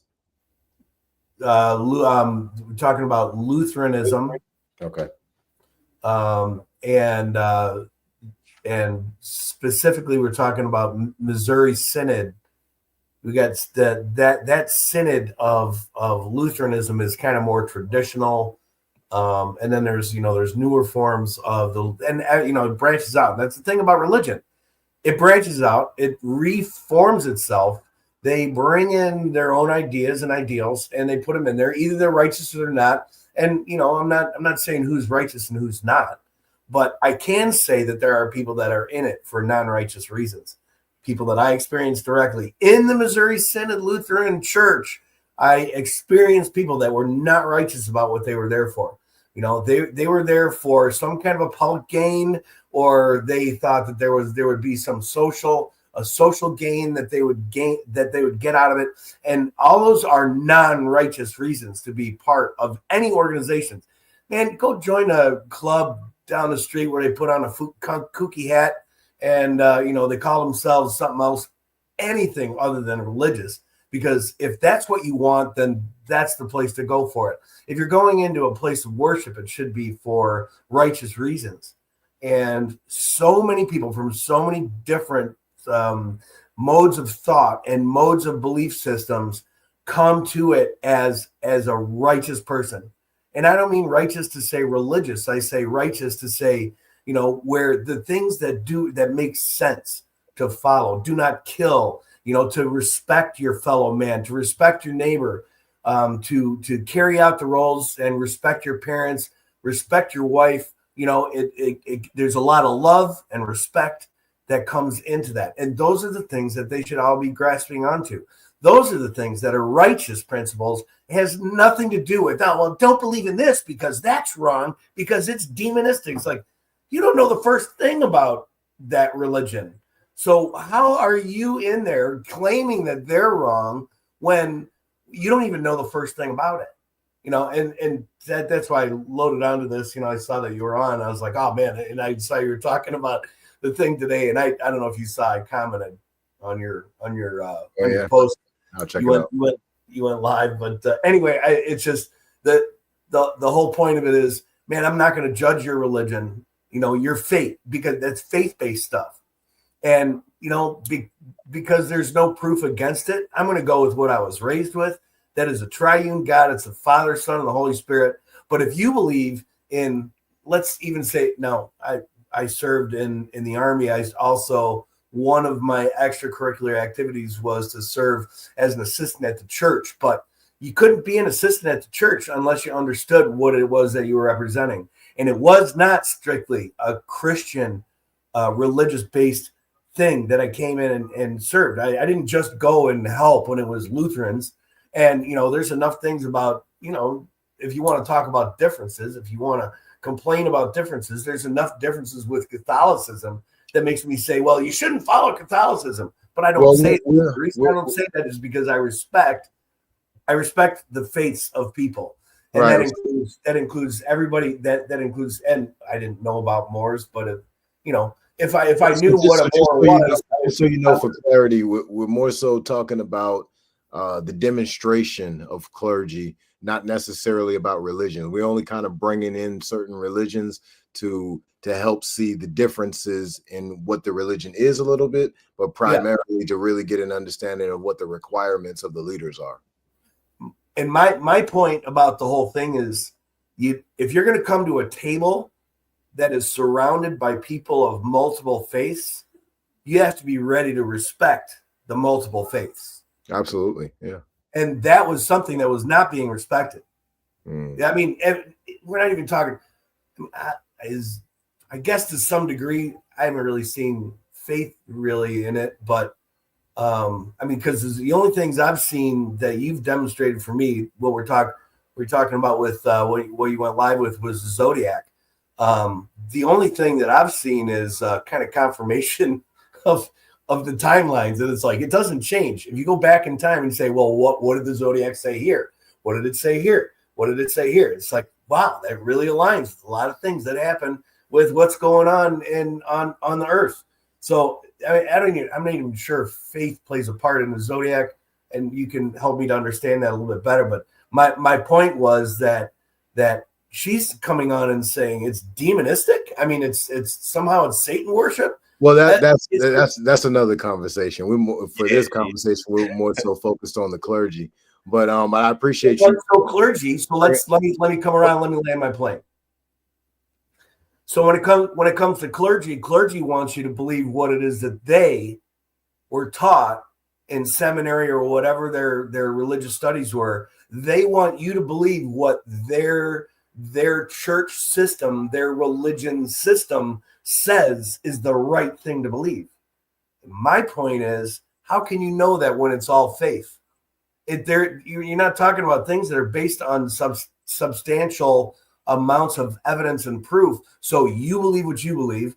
I believe what I believe. These are the faith-based things where there's no evidence to back this kind of stuff up. Right, so this I comes got you. to a mentality. This is not something that you go out and you say, go out and preach that what we say is right. Let me chime in on that. Right. Okay, so, go ahead. The Bible states in Hebrews chapter 11, verse 1, faith is the substance of things hoped for and the evidence of things not seen. Right. So this isn't really about faith. This is about knowing. And when we talk about any religion, it's about knowing. Well, what are we knowing? We're knowing thyself. And in the space of knowing thyself, all of the many doors of my Father's many mansions, all of them swing open. So now I'm able to go into all of these doors of knowledge and retrieve whatever my deepest desires are. Right. But this is all as a result of knowing. Right. The faith part. Knowing is the righteous part of it. Well, I wouldn't say that knowing is necessarily the righteous part. It is part of the righteous pathway, but the knowing part is a result of a person walking the path of purity, right? In the path of purifying this vessel. Yeah. Purifying the thoughts, the words, the actions, the deeds, purifying what goes into this body. Now that person gives themselves the opportunity to achieve higher vibrations because of walking this purity and to be able to know thyself. To truly know thyself is going to be very difficult if people got all kinds of different blood blockages. They got all kinds of different toxins up in them. They got a heavily acidic vessel, which in science some people may call metabolic acidosis. When you're dealing with all those different things, it's going to be very difficult for you to properly channel a pure message to the people. It's true. Right. And so the purity part, like he's saying, not just in the what you're consuming and your tangible, eating part, but also the purity in how you're consuming knowledge, how you're going about life. So to the point of the Fughazi clergy or the fake clergy, right? We're saying that, yes, it is definitely the food part, because that's a major part of it. And hence why a lot of people don't think about diet until they're told, yo, you better get yourself right or else you're going to be in deep trouble. But what we're saying that the major problem of this fake or this constant loop of us confused and people being sick and nothing really changing is because the leadership in these institutions or the people that are in these positions, the purity of what they're saying to the masses is not even the purity of what they're living a lot of the times. So you're starting off in like and not even a filtered version. You're like trying to give somebody water, but you're telling them it's soda. And it's like, but there's nothing affecting my taste buds that are giving me the sensation that everyone else that have really told me what it's like have received. So now you have the people that are like meeting people in real life, like the non leadership position people, but people that they encounter, the mothers, relative, the guy on the street. And it's an element of spirituality that you're connecting with, that you're seeing or you're realizing is what it is. But when you're going into these places and you're trying to get that word or that understanding or that full translation of what it's supposed to be, you're not getting that. You haven't been getting that. We as people have not been getting that. So hence why there's a lot of that blockage in progression that a lot of people are internally feeling, because they're literally getting that negative, that blockage from their leadership, or that message is already blocked because of the vessel. You know what I mean? So yeah, Ferdinand. Yeah. No, I agree with everything you're saying. Yeah. No, and I'm glad you brought it up in that what you were receiving and what you pinpointed on, because that's how it exudes into everything else that these people are not living. It's like that confusion element is so much of what's going on with people that are faith-based, bro. When you really talk about just what they're living, what they're practicing, it's a confusion element. Ferdinand, what you got? Yeah. One of the things that we got to think about is talismans, right? So the Bible is a talisman. The Holy Koran is a talisman. The Holy Quran is a talisman. Vedic and Manic laws, talismans. Teachings of Buddha, talismans. And we could keep going. Now, what also is a talisman is this computer that I'm using, this phone right here that I got in my hand. These are all talismans. Now, what also is a talisman is these clergy. They're a talisman on behalf of God, or whatever a person calls God. It's very important that when a talisman is in operation, it's in operation with the right vibrational frequency, right? A high vibrational frequency. So if you ever get somebody to make a talisman for you, one of the things that they'll probably try to do is they'll probably try to make sure they do some affirmations and some prayers to keep their vibration up, right? Because once they give it to you, now that energy that they made it with is going to be in your hands. So now this person who should be using transcendental alchemy to shape themselves as a talisman of the truth, the vast majority of them are not doing that. And they don't realize that whatever this talisman comes into contact with in repetition, it's going to take on the same energies. Very similar to a lot of melanated people who are consistently exhibiting trauma responses that ultimately result from slavery. Well, why?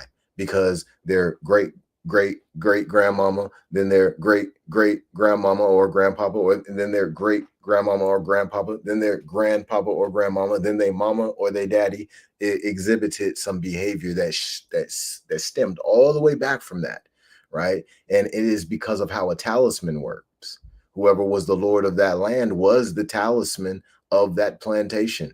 Right. So this is what we're looking at in a reverse situation, or a parallel universe, with pastors, sheiks, reverends, ministers in their specific organizations, in their body of whoever it is they're teaching. And these types of individuals who are doing this are leading the people to the slaughter. They're not able to see it because of what it says in the Quran of Mecca, the Quran of Muhammad, Surah 2, ayat 7 through 10. It speaks about the spiritual price. We talked about this a little earlier in this conversation, but that spiritual price, we see many people paying it.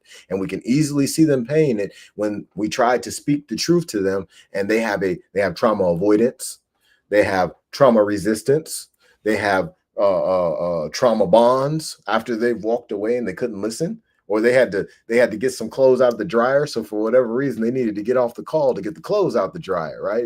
It was that important, more important than whatever you was talking about. They had to answer a text message that they could have answered some other time. I got to answer this text message right now. I can't do it while I'm talking. I can't use my thumbs while I'm talking, right? These are individuals who are paying a spiritual price, and they don't even realize it because they're living wicked. Living wicked is not necessarily just about whether you kill, steal, or destroy. It's about if you kill, steal, or destroy this. And the bulk of people are killing, stealing, and destroying from this on a daily basis because they won't read nutrition facts labels. They won't learn what's on this ingredients list of what they're putting in their body. They won't get up out of this chair and get moving. They won't put their regular feet or their hands on the grass outside. They're not doing certain things that this is the sin. They're ingesting things that's got them shaping their reality different, right? Like pornography, for example, or certain other types of images that's reshaping in their mind what reality is. So now they're approaching real reality as a fantasy. But it's not an actual fantasy. It's the real reality, but they're trying to treat it like it's a fantasy. They're trying to reshape it in their image, right? This happens as a result of false leadership. When a group of people has decided to accept the leadership of someone else, right? So if that man and that woman, they got a family, bunch of children, they accept the leadership of someone else, now that's what it is. Prior to that, maybe it was just that man. All he had, him and his wife, all they had was the Bible. All they had was the Quran, right? So now they got to interpret, figure it out for themselves. But if you go stand in front of somebody else, that person needs to have walked the path. And if they have not walked the path, well, it's more than likely a very, very good chance that they're going to be getting a piece of Ezekiel 13 for themselves. They're going to get to gnaw it off just for themselves. Well, that's what you were saying before too. I just talking about how do you respect somebody? So somebody's trying to tell you how you should live your life pure, and they come on and they have obvious like bad skin problems, and they're obese, and they have all this other stuff going on. But now you're gonna tell me how I should live my life? Like, dude, I'm old and I'm doing all right. So, and so I'm not really gonna listen to you. It doesn't really matter what you say, because I can't get past the fact that you're not taking care of your own spirituality, your own righteousness, living life right. Not talking about living with the Lord or any of that kind of stuff. I'm talking about making the right decisions and doing the right things based on what it is. And I guess that makes me a little bit of a humanist in the way that I put humans first, and that who are we as human beings? We're sentient beings. That means that we're able to think, feel, and touch and understand. We're able to make decisions and invent and create. These are the righteous things I'm talking about. I'm talking about love. I'm talking about the things that make mankind better. It's not about going out and preaching your God to me, because you know what? I'm satisfied with where I am with that. It's very complicated. Probably couldn't explain it to 80%, 90% of the people out there. They wouldn't understand my faith. Wouldn't understand my faith basis. But when it comes down to it, you don't need that in order to live in a righteous way, in order to live the right way, in order to. So just for a second, right? Let's touch this, right? Because you said something that was really important. You said, "What is man?" Right? So it says right here in chapter 1 of the Holy Koran of the Moorish Science Temple of America, it says, "But man himself is not the body, nor the soul. He is a spirit and a part of Allah." Now let's go a little bit further down here, right? It says, "Man is a thought of Allah. All thoughts of Allah are infinite. They are not measured up by time, for the things that are concerned with time begin and end." Well, if man is a spirit and man is a thought of Allah, man's not this body. Man's not the soul. Man's the spirit. So that means that man is the spirit and man has a body. Man has a soul, right? Man is infinite. Yeah. Oh, that's demonstrable in so many different facets too, and in our lives and how we think, what we connect to, the ability to. I mean, sometimes you just know something that's you communing with who it is that spirit body. And again, not to say that has anything to do with any specific religion. We're talking about connection to the mind and the body, the body, and the spirit, having that connection that is infinite. It's an infinite connection, and it's something that lasts forever. Whether you believe it does or not, it's the way it's going to come down. Because even when you take a look at the laws of physics are that there is no energy lost. It is only transferred from one form to another. That energy is the same thing that goes on when we're talking about what we're thinking about and what our spirit lives are, how we connect to ourselves and how we connect to other people. That is an energy that never fades. It never dies. You can waste it. You can throw it away. You can give it to the wrong source. Let's not go too deep down there. We want to stick with the clergy. Hey, Tim, I love the energy, Tim. Because look, you going in right now in the specifics, which is so dope. But it's so crazy because I love it. I love how specific examples you're getting. You know what I'm saying? But like Ferdinand said, man, the addressing, of course we came to this title because obviously there was a shift in, something was presented in a way that was I gotta address this. But at the same time, it goes to a bigger problem. Yeah, which is what we're really trying to hone in on. I'm always attacking the bigger problem, and when we're trying to deal with specific, that's why I need somebody like Ferdinand to keep me reeled in a little bit. It's let's not go any further down that path. We could do this all day long, and that's why our conversations. I mean, it used to be not as much anymore, but I mean, we would talk for 5 hours straight and be like, "Oh my God, I got to go do something else." Yeah, I get all the branches to just keep going, and which is my preferred mode of communication. So that's the way it works. So let's go back to this Holy Koran just for a second. All right, I want to bring y'all over here to the second half of chapter 1. Okay, It says, perfected man must pass through all the ways of life, and so a carnal was full manifest, a nature that sprang forth from fleshy things. Without a foe, a soldier never knows his strength, and thought must be developed by the exercise of strength. And so this carnal nature soon became a foe that man must fight, that he might be the strength of a law made manifest. Now, I want to be real clear about this, y'all. The thought and developing strength, that sounds like self-discipline to me, right? So when we hear that, when we look at that reading, that helps us to understand exactly what's going on with these clergy, with many of them, not all of them, but a large percentage of them.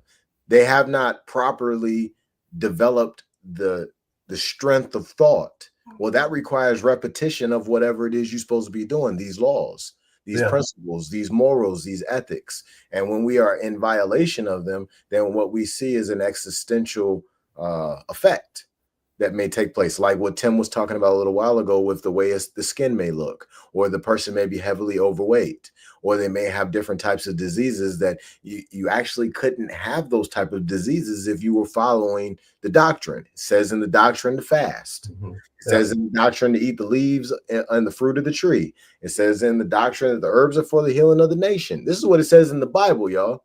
In the more science, it says that you're supposed to drink water to keep your body clean. It also talks about carobs and fruits and nuts and seeds, things that you could be eating, right? So these different doctrines tell you exactly how you're supposed to be living. But if you are interpreting based upon your imagination, which we talked about in Ezekiel 13, the price for that is death. You're supposed to be having a connection between all things. This puts you in a position of correspondence. Now you know what you're supposed to eat. Now you know what you're supposed to study. Now you know how you're supposed to live on a daily basis. Yes, you become aware of the effects of what you're consuming in your body. Like, you know how people are literally living that life and they're like, oh, I'm sick. And then people are looking at you like, did you eat something? Yeah, right. It's not what I ate. It's not. I eat the same thing that I usually eat. Yeah, the same thing that you usually eat is poisoning you, like on a consistent basis. That is right. Slowly eating away at you to the point where when you get to be 50, 60, 70, you can't even cognitively be aware of a lot of things, right? And so what I love the way that Ferdinand was breaking it down with the text and everything, because it's so true. Like, we tend to we disassociate with eating, we disassociate with consumption, because that's like, if you really think about it, like the first thing when you look at someone, obesity, way they carry themselves, you're like, yo, something's off. Yeah. Like you said, the skin. Well, sometimes even just like balance, and maybe they're not overweight, but they can't navigate stairs well. They're huffing and puffing by the time they get to the top of the set of stairs. They're not able to complete basic tasks. You know that their mind is maybe they're not the most. Not everybody carries the same kind of intelligence, and maybe your intelligence isn't that high, but then you sacrifice it with what you're putting in your body and the way you treat your body. So you're taking what could be the best of you as a person, and you're squelching that. You're keeping that under a cover, and that's a huge part of becoming the person that you can be, is being able to understand. Now, I know myself that it does not take a lot of intelligence for this. Sometimes I'm talking about myself here, but it doesn't take intelligence to listen to your body. It does. If you listen to your body, you can tell as you're taking that Big Mac and you're taking a big old, and I used to love Big Macs. Oh man, they had us. We were kids. I was a kid when they had that thing, and it was, to me, it was just a way to get lots of calories because I was a monster, But but to take that Big Mac and a bite into it, and it's got that deliciousness, and then at least by the time you're done eating it, you feel sick. Now, why is that? Your body is telling you, don't put this in me. Don't do this to me anymore. And everybody knows, and if they may deny it, they may say, oh, no, I always feel great. Even after I eat a Big Mac, it doesn't make a difference. My favorite thing, or, the McRib or whatever is their favorite thing. And it's the crappiest junk food that they could ever eat. everybody's telling them out there, and in the scientific world and nutrition world, they're going, you shouldn't eat that stuff. But your own body is rejecting it. Your own body is telling you, don't put this in me again. Don't take another puff of within this Quran that I just put up on the screen, and for everyone out there, what I just showed was Surah 2 or chapter 2, ayat 6 through 9. Okay, and the reason why I put it up there is so that everyone can see that when a person is starting to pay the spiritual price comes as a result of eating the things that Tim is talking about. Right? As you eat these different types of things and they have these polyunsaturated fats that you shouldn't have in your body, and you're creating all kinds of different cells that are out of control. Now what happens is you're not able to relay messages properly. So your body is supposed to be creating electrical impulses which help us to properly shape neurons and neural pathways. And then that information is supposed to travel through the nervous system throughout the body, and it's supposed to do it pretty fast without obstruction. And when we have that happening the way that it's supposed to happen, now we can feel effectively. We can see, we can hear, but that requires us to live pure, right? So when we look at purity, well, purity as far as what we're eating would be things that grow from the earth. They would be things like vegetables, nuts, seeds, and legumes. They would be herbs. We would be drinking water. And this puts us in a position to be purified, to be able to hear the messages that come from the Most High. Facts. I mean, just look at how, for people that don't realize it, a lot of y'all dehydrated, don't even realize you're dehydrated. Oh my God. I can't believe how little just people just to segue for those that are paying attention, just because I need this to correlate in your brain a little bit. So a lot of y'all are dehydrated. A lot of y'all during the wintertime been consuming a lot of stuff, don't even think about consuming water. Then as soon as that weather breaks and it gets hot, you want to go outside, you want to do stuff, and you're losing energy. Guess what? You're dehydrated. You have not been consuming enough water, and dehydration doesn't just happen in a one. No, it's a long-term loop, right? Man. It has a long-term effect. Right. And to get there, people, you can't just, you gotta keep drinking water and incorporate it into that your diet, your consistent thing. So think about how your brain, if you're not able to, have that proper electrolyte flow, that proper water flow, all the stuff you're consuming, guess what? When you go out to take that test, or you go into your job, your function is not high. You're barely surviving. So you're getting those little dopamine hits of sugar, your coffee, the donuts at your cubicle. You know how y'all go to work, and even let's go back on topic. When we're going to a lot of these settings, you don't hear about people consuming a lot of healthy foods when they're having settings of coming together. I know for me, I hear a lot of people when they get into these settings of church, unless not all, but in certain groups, they're eating, but it's like pizza party, the fish fry. And I'm not saying we can't have food and come together, but we should be consuming the good things from the earth that's going to make us prosper, right? Yep. Not just the things that are just the comfort food of it, right? So yeah, it's real. I appreciate everybody tuning in to Two Brothaz An Idea. It's episode 33. We're talking about Fughazi Clergy, pastors, sheiks, etc. I'm the guy with the books. We got Mr. Smart on the line. Tim Pop is over here too. Listen, we're about to go ahead and close it down. We want to thank Tim for showing up today and giving us the amazing measures that he gives every time he shows up. Thank you so much, Tim, for showing up. My pleasure. All right, brother. Take care. Appreciate you, bro. Hey, so we're getting a little close to wrapping up. So, I want to go ahead and give my brother Nalan a chance to give his final remarks. No doubt, man. Appreciate the segue, man. First and foremost, thanks again, Tim, for popping in. We appreciate the love. But again, everybody tuning in, final thoughts real quick. Please make sure you follow us. You see all our Instagram handles, social media handles up there, Cash App, whatnot. The messaging is real.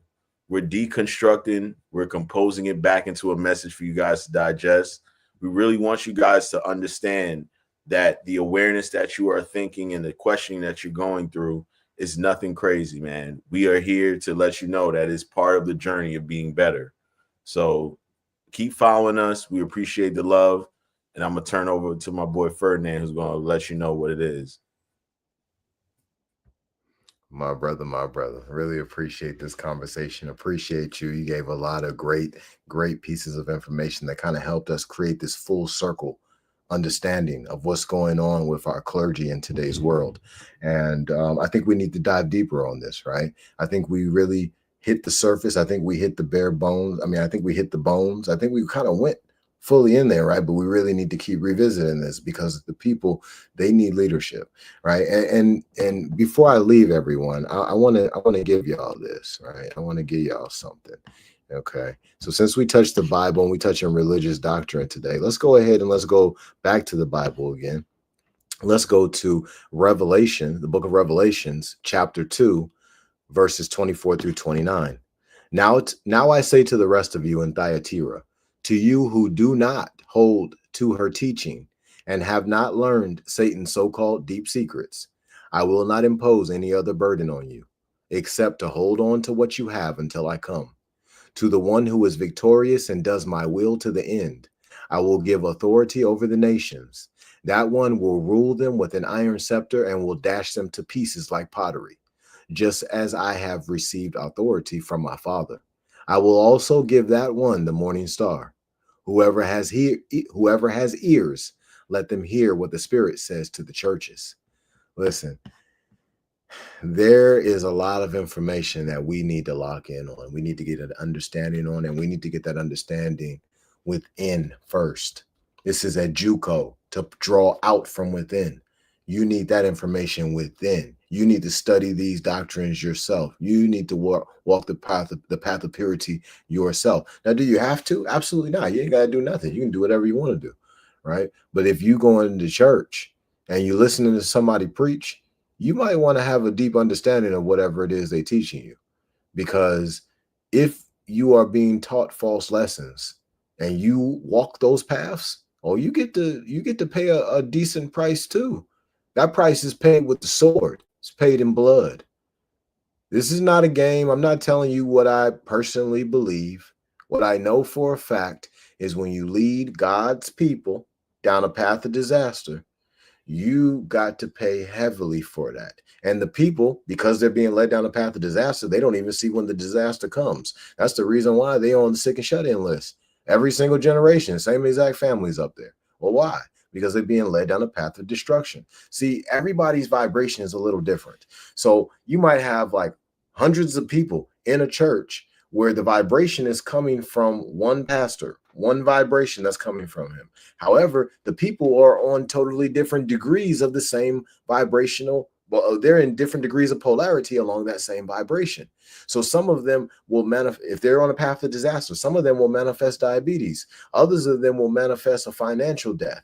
Others of them will manifest a lot of problems with relationships. And the list goes on how this can play out, pending what the vibration of the people are, but also pending what the vibration of the clergy is. So it's very, very important.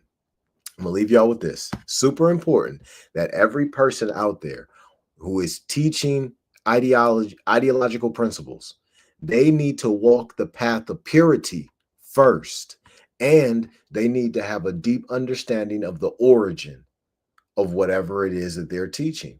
If they don't have those two in their daily walk, that's probably not a person that you should be listening to, because they're supposed to be a walking embodiment of the truth. And the way to become a walking embodiment of the truth is to purify the vessel. Let go of the burdens, free the symbols within the mind. And now that vessel is white as snow. Now that vessel can spread the wings and fly because it doesn't have a chain and ball connected to its leg anymore. It's free. That's what the truth makes you. I say peace to all y'all.